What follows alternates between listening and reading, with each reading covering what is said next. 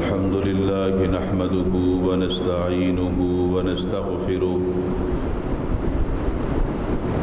ونعوذ بالله من شرور أنفسنا ومن سيئات أعمالنا من يهده الله فلا مضل له ومن يضلله فلا هادي له وأشهد أن لا إله إلا الله وحده لا شريك له وأشهد أن محمدًا عبده ورسوله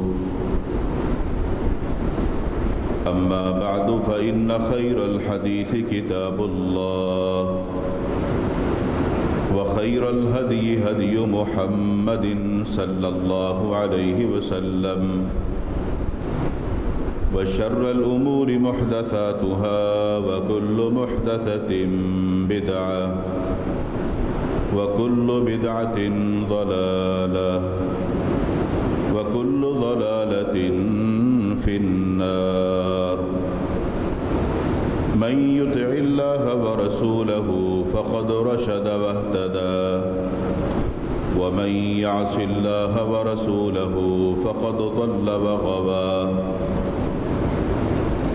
اللهم صل على محمد وعلى آل محمد كما صليت على إبراهيم وعلى آل إبراهيم إنك حميد مجيد اللهم بارك على محمد وعلى آل محمد كما باركت على إبراهيم وعلى آل إبراهيم إنك حميد مجيد رب اشرح لي صدري ويسر لي أمري واحلل عقدة من لساني يفقه قولي رب زدني علما سبحانك لا علم لنا إلا ما علمتنا إنك أنت العليم الحكيم أعوذ بالله السميع العليم من الشيطان الرجيم من همزه ونفخه ونفثه بسم الله الرحمن الرحيم سبحان الذي أسرى بعبده ليلا من المسجد الحرام إلى المسجد الأقصى الذي باركنا حوله لنريه من آياتنا إنه هو السميع البصير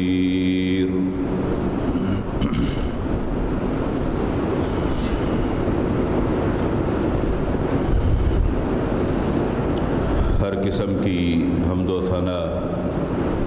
کبریائی بڑائی اللہ وحدہ لا شریک خالق کائنات مالک ارض و سما کے لیے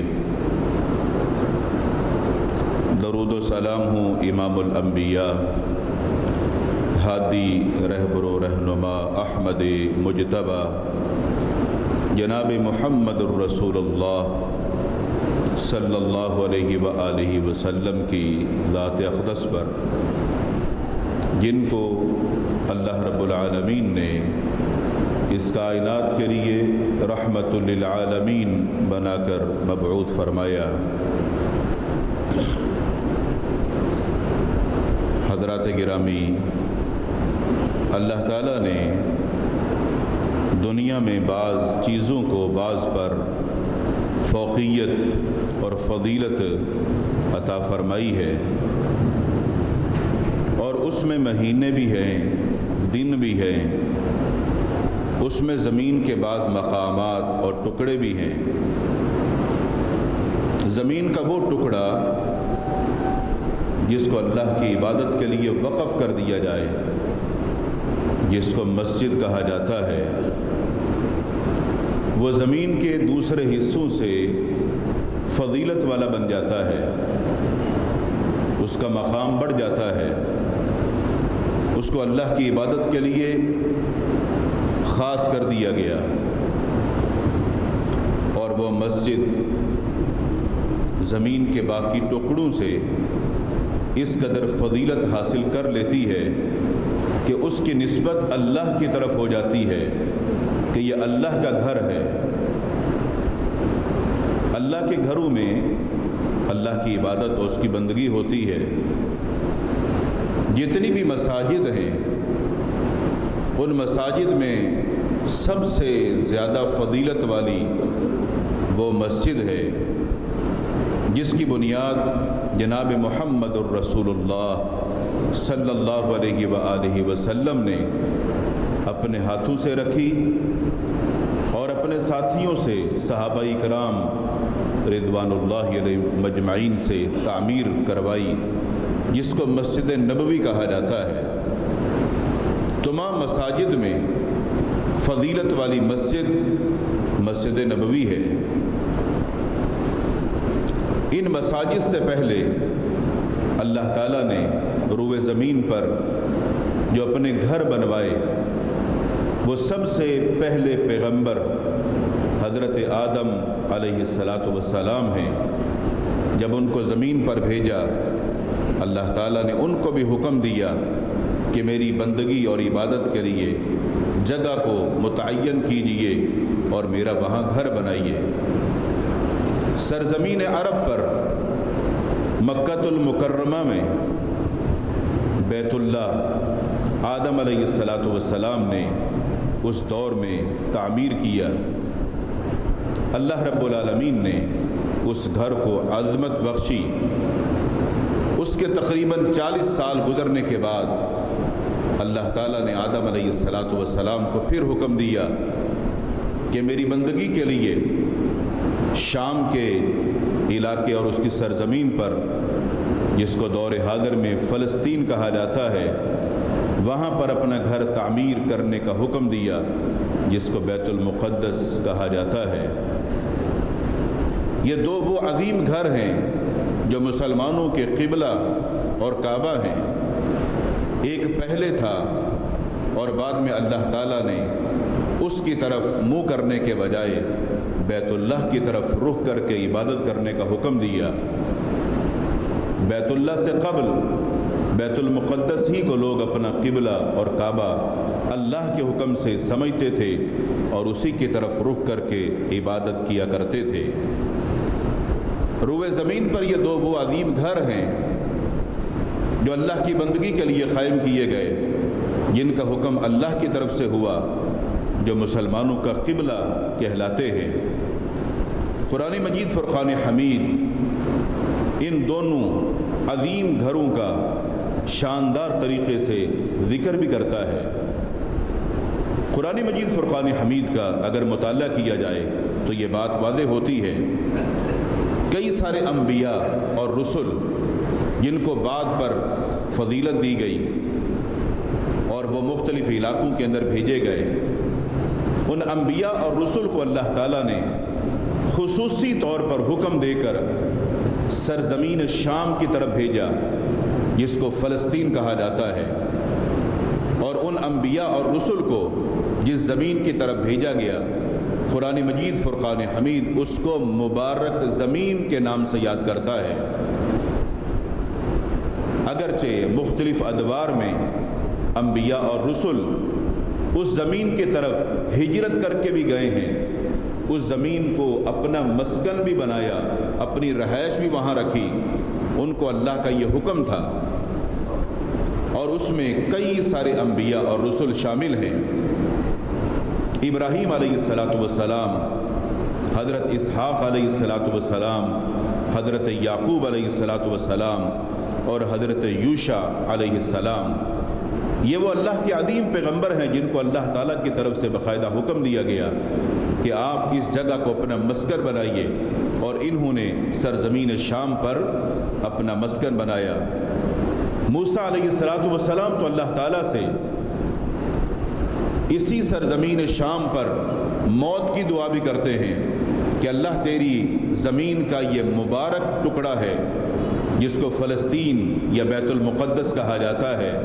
یا سرزمین شام کہا جاتا ہے، کہ اللہ میں تجھ سے دعا کرتا ہوں کہ جب میری موت آئے تو میری اسی مبارک زمین پر موت آئے۔ گویا انبیاء اور رسل کے دل میں بھی اس جگہ کی بڑی عزت اور اس کا بڑا احترام تھا۔ ہر مسلمان جو دین کے ساتھ تعلق رکھتا ہے، جس کی مسجد کے ساتھ محبت ہے، اس کے دل کے اندر جہاں بیت اللہ کی محبت ہے، وہاں قبلہ اول بیت المقدس کی بھی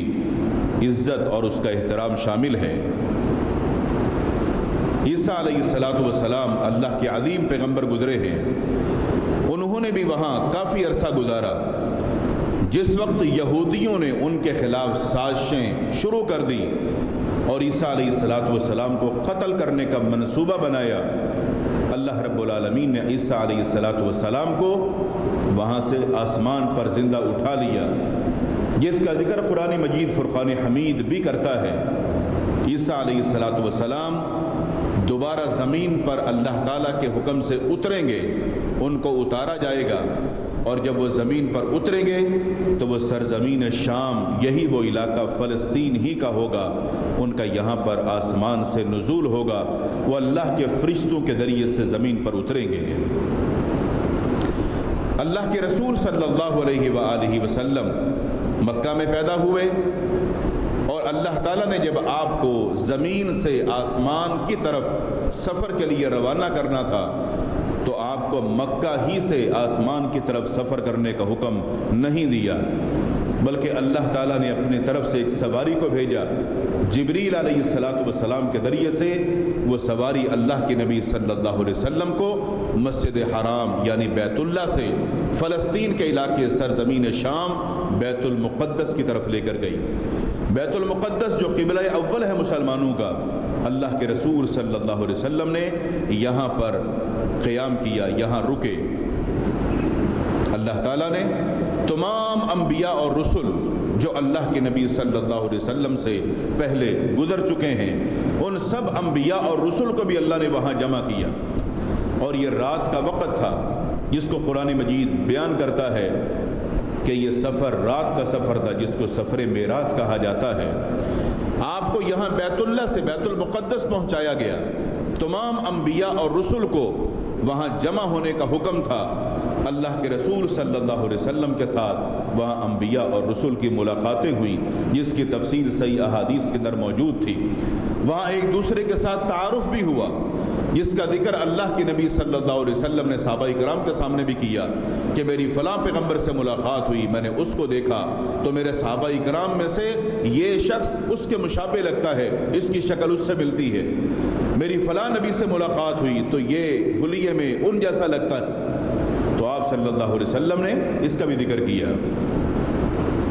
اللہ کے رسول صلی اللہ علیہ وسلم کے لیے تمام انبیاء اور رسل کو جب جمع کیا گیا تو اللہ تعالیٰ نے اس موقع پر تمام انبیاء اور رسل کو رسول اکرم صلی اللہ علیہ وسلم کی امامت میں نماز پڑھنے کا حکم دیا۔ رسول اکرم صلی اللہ علیہ وسلم نے بیت المقدس میں تمام انبیاء اور رسل کو نماز پڑھائی،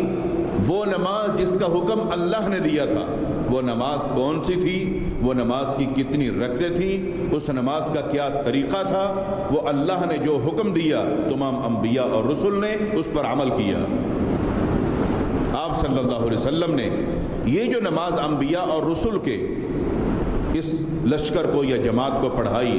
وہاں سے رسول اکرم صلی اللہ علیہ وسلم کو امام الانبیاء کا لقب ملا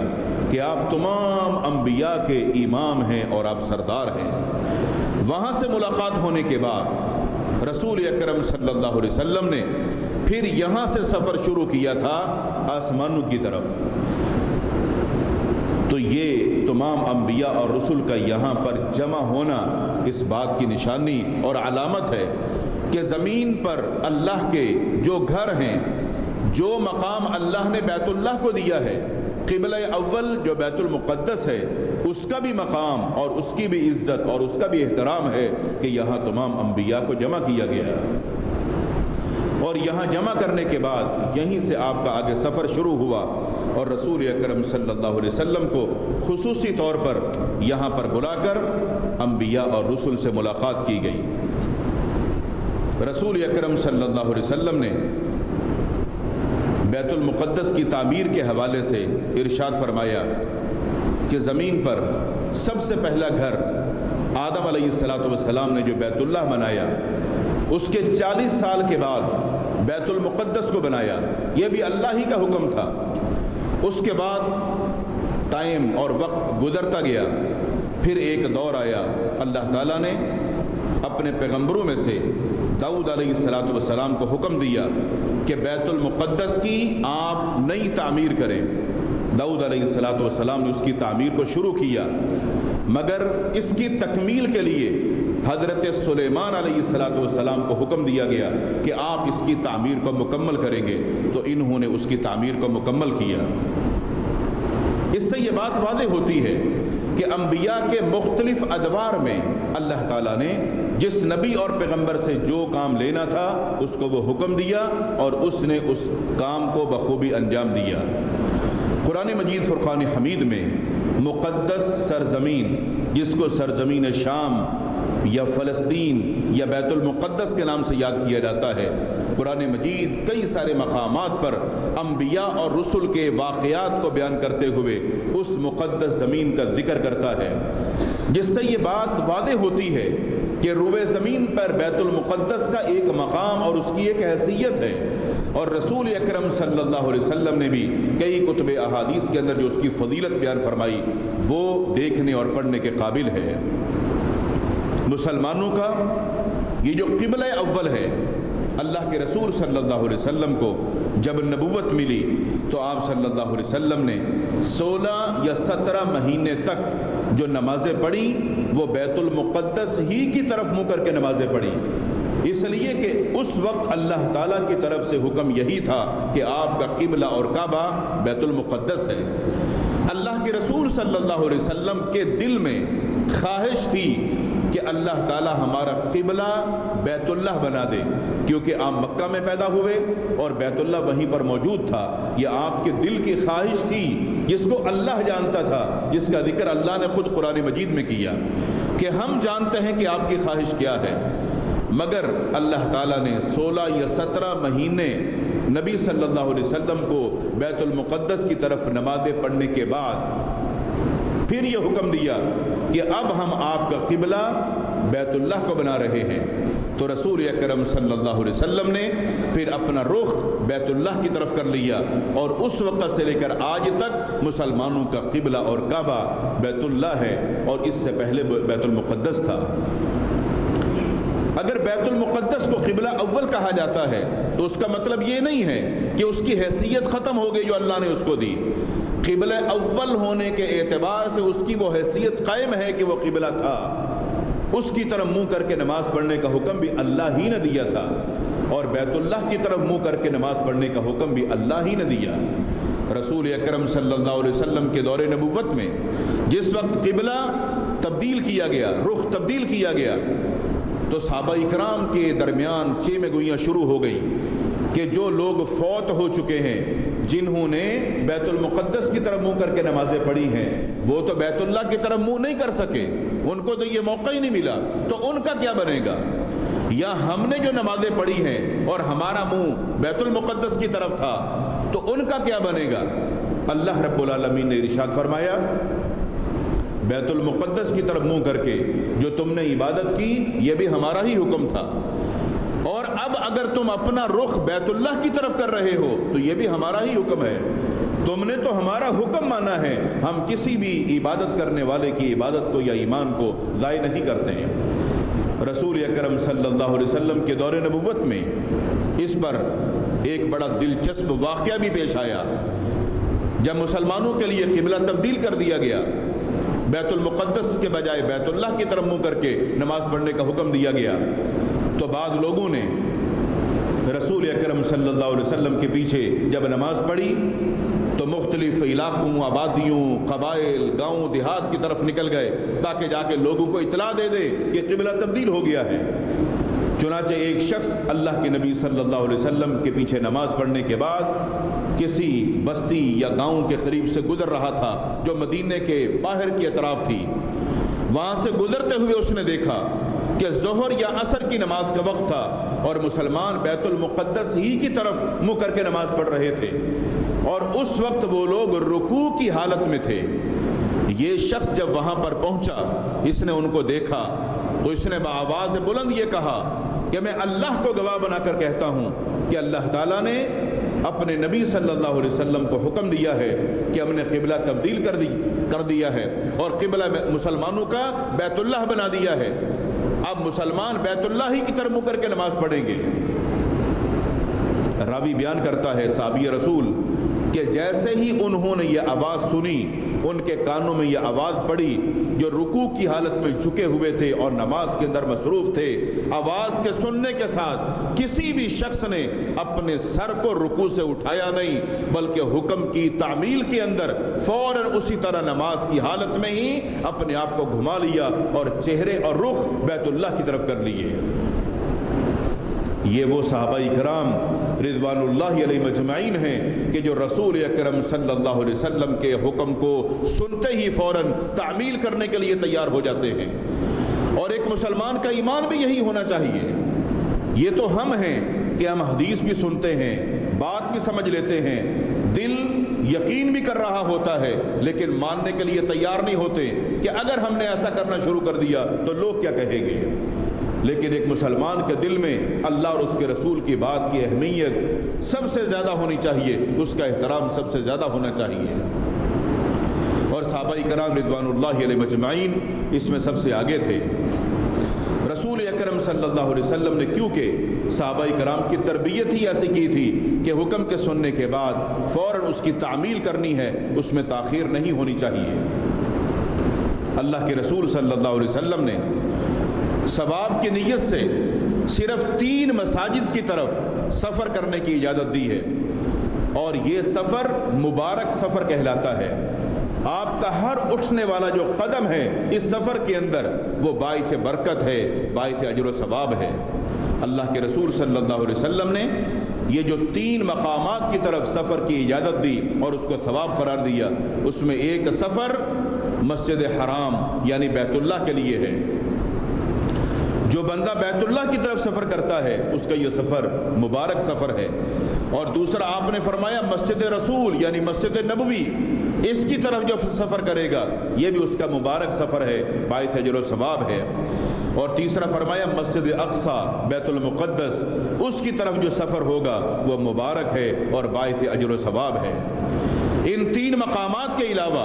روئے زمین پر کوئی ایسی جگہ اور مقام نہیں ہے جس کو کوئی فضیلت حاصل ہو کہ آپ اس کی طرف سفر کریں تو آپ کا سفر اجر و ثواب کے اندر لکھا جائے۔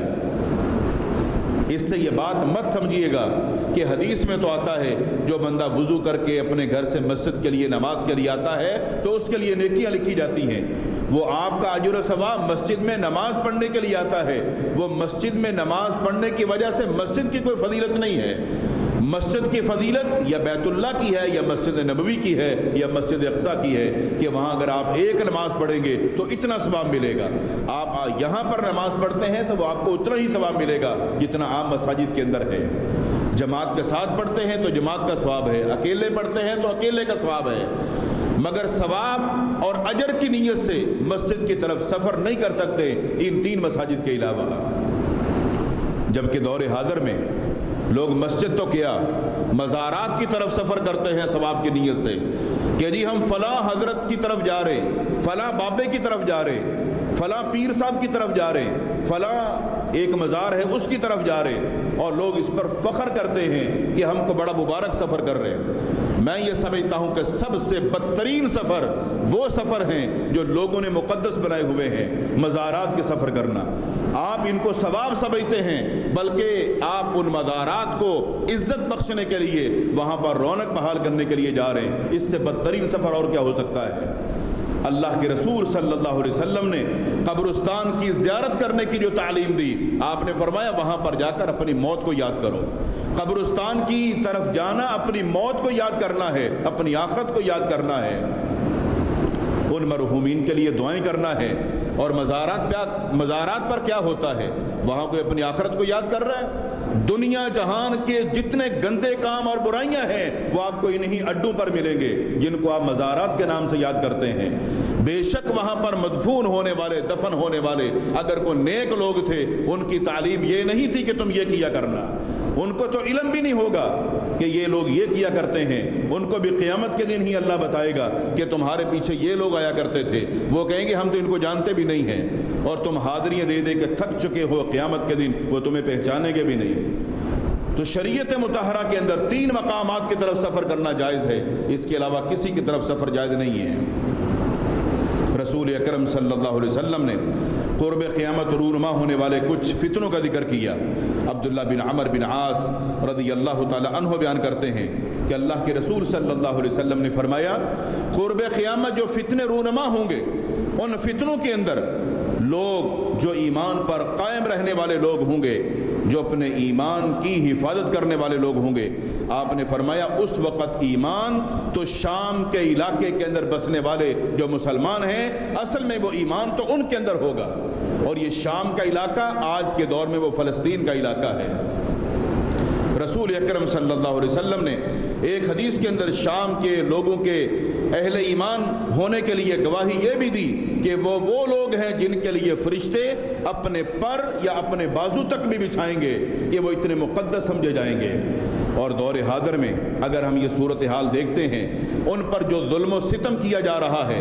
اگر ان کے ہاتھوں میں کچھ بھی نہیں ہے، ایک پتھر ہے تو وہ ایک پتھر کے ذریعے سے اپنا دفاع کر رہے ہیں، اگر کسی کے پاس لکڑی کا ڈنڈا ہے تو وہ اس کے ساتھ اپنا دفاع کر رہے ہیں، مگر وہ اپنے ایمان سے، اپنے عقیدے سے ہٹنے کے لیے تیار نہیں ہے، وہ شہادت کو قبول کر رہے ہیں، وہ ایمان کو نہیں چھوڑ رہے ہیں۔ تو رسول اکرم صلی اللہ علیہ وسلم نے فتنوں کے دور کے اندر اگر فلسطین کے لوگوں کے ایمان کی گواہی دی ہے تو وہ اس گواہی پر بالکل کھڑے ہوئے ہیں اور اپنے ایمان پر ڈٹے ہوئے ہیں۔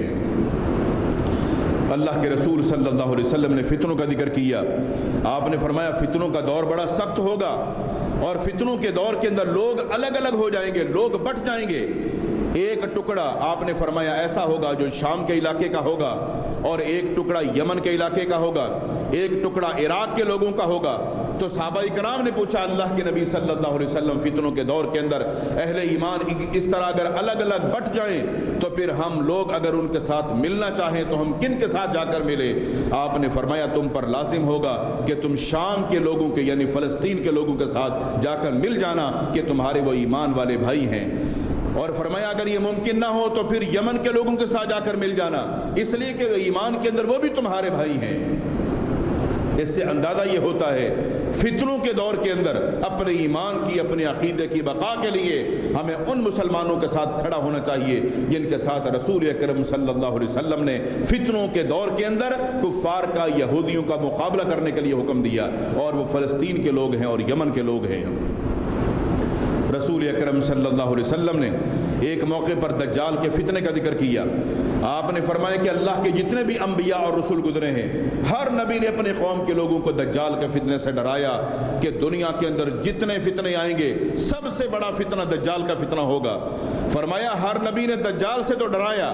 صرف یہی بات بتلائی کہ وہ فتنہ بہت عظیم ہوگا، بہت بڑا ہوگا، مگر میں تم کو ایک اور اس سے بھی بڑی بات بتلاتا ہوں، اور اس کی ایک نشانی بھی تم کو بتلاتا ہوں کہ دجال کا فتنہ سب سے بڑا فتنہ ہے، اور دجال کی پہچان یہ ہے کہ وہ ایک آنکھ سے کانا ہوگا۔ تم دجال کو پہچان سکو گے کہ اس کی ایک آنکھ کانی ہے، اور تم یقین کر لو کہ تمہارا اللہ جو ہے وہ بے عیب ہے، اس میں کوئی عیب نہیں ہے۔ اگر دجال تمہارے سامنے کسی کو مار رہا ہے یا زندہ کر رہا ہے، یہ اختیار بھی اس کو اللہ نے دیا ہے، اس کو یہ دیکھ کر یہ مت سمجھنا کہ یہ ہمارا رب ہے۔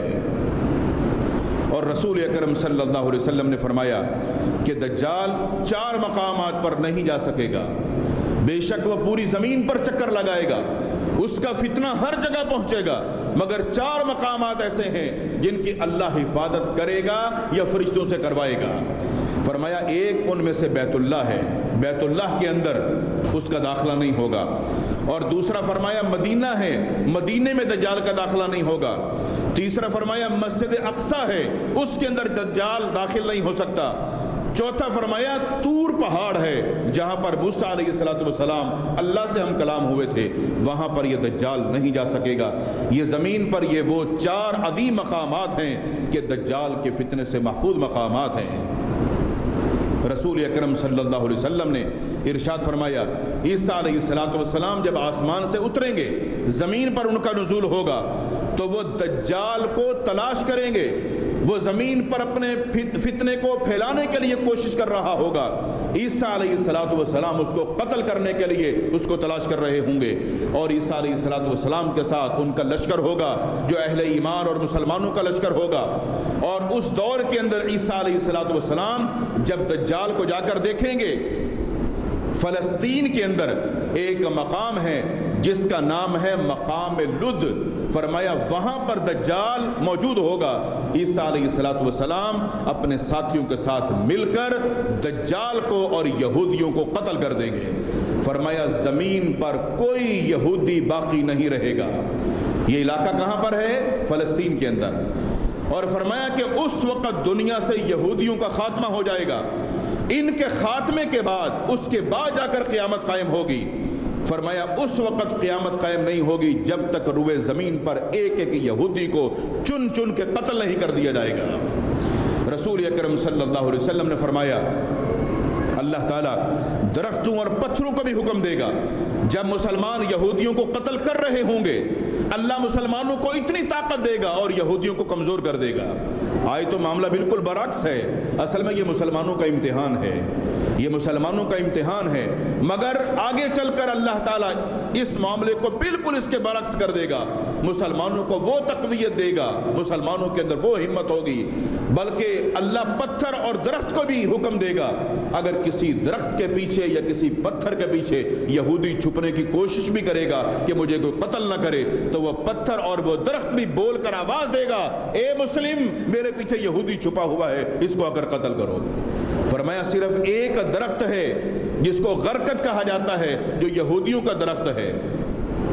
وہ درخت نہیں بولے گا۔ آج یہودی سرزمین جس پر وہ رہتے ہیں وہاں پر اپنے یہی درخت لگا رہے ہیں تاکہ یہ ہمیں اس وقت دشمنوں سے بچائے گا، مگر رسول اکرم صلی اللہ علیہ وسلم کی جو پیش گوئی ہے اگر اس کو ہم دیکھتے ہیں تو آج کے دور میں یہودیوں کا وہاں پر اکٹھا ہونا اس بات کی نشانی اور علامت ہے کہ وہ اپنے اس جگہ پر جمع ہو رہے ہیں جہاں پر اللہ تعالیٰ ان کو ختم کر دے گا اور یہودیوں کا نام و نشان ختم ہو جائے گا، اور وہ اپنے مقتل اسرائیل کے اندر جمع ہو رہے ہیں۔ موجودہ دور میں ہم دیکھتے ہیں مسلمانوں کے اندر ایک جذبہ موجود ہے، مگر وہ اپنے جذبے پر جو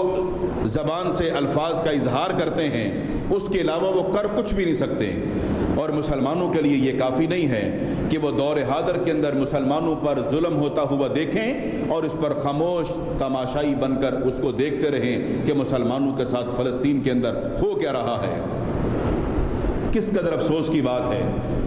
اسلامی ممالک کا آپس میں اتفاق اور اتحاد ہو، 57 اسلامی ممالک آپس میں بالکل ایک مٹھی کی طرح ہوں اور سارے کے سارے لسی پی کے سو رہے ہوں، بھلا مجھے بتائیے ان کا آپس میں اتفاق کا فائدہ کیا ہے؟ مسلمانوں کے پاس جو طاقت ہے اور قوت ہے اس کا فائدہ کیا ہے؟ اس اتفاق کا فائدہ کیا ہوگا جب تک یہ اپنی طاقت کو دکھاتے نہیں ہیں؟ میں یہ سمجھتا ہوں کہ مسلمانوں کو اس دور کے اندر اللہ رب العالمین سے ڈر کر غیرت کھاتے ہوئے فوراً نکلنا چاہیے اور کفار کے اور یہودیوں کے خلاف اعلان جنگ کرنا چاہیے۔ مسلمانوں کے اندر تو وہ جذبہ جہاد ہے کہ اللہ کے رسول صلی اللہ علیہ وسلم نے صحابہ اکرام کو جب یہ بتایا کہ تم ان کفار کے ساتھ لڑو گے تو تم اللہ کی جنت پاؤ گے، تو وہ صرف 313 تھے، صرف 313۔ ان کے سامنے ہزاروں کا لشکر ہے اور لیس ہے، ان کے پاس سب کچھ موجود ہے، سواریاں بھی ہیں، ہتھیار بھی ہیں، مگر 313، وہ بھی سارے کے سارے جوان نہیں، ان کے اندر کچھ کم عمر نوجوان بھی تھے، مگر اللہ کے رسول صلی اللہ علیہ وسلم نے جب ان کو جنت کی بشارت دی کہ جنت کا راستہ یہی ہے جو جہاد کا راستہ ہے، وہ 313 ان پر کیا ٹوٹ پڑے۔ اللہ رب العالمین نے آسمان سے بھی ان کے لیے فرشتے اتار دیے اور قیامت تک کے لیے ان کا یہ نغمہ بجنے لگا کہ 313 بھی ہیں تو ہزاروں پر وہ بھاری ہیں۔ وجہ کیا تھی؟ ان کا ایمان تھا، ان میں تقوی تھا، اللہ پر بھروسہ تھا، اللہ پر اعتماد تھا۔ آج لاکھوں کی تعداد میں افواج موجود ہیں، اتحاد موجود ہے، ایمان نہیں ہے، غیرت نہیں ہے، اور صرف ایک بلبلے کی طرح ہیں، ڈر جاتے ہیں، خوف کھاتے ہیں، ایٹم بم رکھے ہوئے ہیں بچوں کو کھلونے دکھانے کے لیے۔ ڈوب مرنے کا مقام ہے مسلمانوں کے لیے، ان کے سربراہان کے لیے۔ ایسے اتفاق کو ہم نے کرنا کیا ہے جو مسلمانوں کے لیے کھڑا نہیں ہو سکتے؟ موت آنی ہے، موت برحق ہے اور آنی ایک ہی دفعہ ہے، چاہے تو سر اٹھا کے جیو چاہے تو جھکا کے جیو۔ جب موت آنی ہے تو یہ اس دور کے اندر جو فتنے شروع ہو رہے ہیں یہ مسلمانوں کا بہت بڑا امتحان ہے۔ اللہ کے رسول صلی اللہ علیہ وسلم نے جو یہ بشارتیں دی ہیں، اہل شام کے لوگوں کے ایمان کی آپ نے گواہی دی ہے، اگر آج ہم بھی یہ عزم کر لیں کہ مسلمانوں کے حق میں ہم آواز اٹھائیں گے کہ وہ ہمارے بھائی ہیں، ان کو اگر تکلیف پہنچتی ہے تو وہ ہماری تکلیف ہے، صرف آواز کسنے سے نہیں بلکہ ان کا مکمل طور پر بائیکاٹ کیا جائے۔ آج ہمارے ملک کے اندر جتنی کھانے پینے کی چیزیں یہودیوں کی طرف سے آ رہی ہیں، ان کی کمپنیوں کی بنائی جا رہی ہیں، ایمان کا تقاضا یہ ہے کہ مسلمان سب کے سب اکٹھے ہو کر ان چیزوں کو فی الفور روک دیں اور بند کر دیں، ان کی معیشت کو تباہ کر کے رکھ دیں۔ کیا ہم یہ نہیں کر سکتے؟ ہر بندہ کر سکتا ہے، مگر ہم کرنے کے لیے تیار نہیں ہیں۔ ایک چھوٹی سی مثال دیتا ہوں، اپنے ملک کے اندر مرغی کی قیمت 550 روپے 1 کلو، مرغی، سونا نہیں، مرغی۔ آپ دیکھیے کیا اندھیر نگری لگی ہوئی ہے،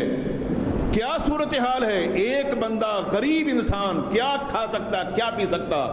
مگر اس کے باوجود یہ تو اپنے ملک کی صورتحال ہے جو ہماری یہاں کی چیزیں ہیں، مگر ہم یہود و نصارہ کی بنائی ہوئی چیزیں جو ہم کھاتے ہیں، استعمال کرتے ہیں۔ آج ضرورت ہے اللہ کی قسم مسلمان اتفاق کر لیں کہ ان کی بنائی ہوئی چیزیں ہم استعمال نہیں کریں گے، ہم صرف اپنے ملک کی چیزیں استعمال کریں گے۔ دیکھیں ہماری معیشت اوپر جاتی ہے کہ نہیں، اور ان کی تباہ و برباد ہوتی ہیں کہ نہیں، مگر ہم لوگ یہ کہتے ہیں ہم مریں گے، ہم کٹیں گے، ہم جہاد کریں گے، مگر ان کی بنائی ہوئی چیزوں کو چھوڑنے کے لیے ہم تیار نہیں ہیں، جبکہ یہ جہاد کے لیے پہلا قدم ہے جو آپ کو اٹھانا ہے۔ تو ہر بندہ یہ عزم کر لے آج کے دن سے، خود بھی اور آگے بھی میسج چلائیں، ان کی بنائی ہوئی چیزوں کو آپ چھوڑ دیں، بائیکاٹ کر دیں، ان کو گھروں سے نکال دیں، اپنے ملک کی بنائی ہوئی چیزوں کو استعمال کریں۔ انشاءاللہ آپ دیکھیں گے کہ ان کو اس حوالے سے بھی نقصان پہنچے گا۔ اور دوسرا، آپ جہاں تک ہو سکے اپنے ہاتھ سے، اپنی زبان سے اس کا اظہار کریں مسلمان کے حق کے لیے، ان کے دفاع کے لیے، اور جو ظالم ہیں ان کے خلاف اللہ کے حضور بد دعا کرنے کے لیے کہ اللہ تعالیٰ کفار کو، یہودیوں کو، ظالموں کو تباہ و برباد کر دے، ان کو آپس میں ہی لڑا لڑا کے اللہ تعالیٰ مار دے۔ اور مسلمان جہاں بھی ہیں، مجاہدین جہاں بھی ہیں، ہماری افواج جہاں بھی ہیں، جہاں وہ اللہ کے دین کے اور حق کے بقا کے لیے لڑ رہے ہیں، اللہ تعالیٰ ان کی نصرت اور مدد فرمائے۔ وآخر دعوانا الحمدللہ رب العالمین۔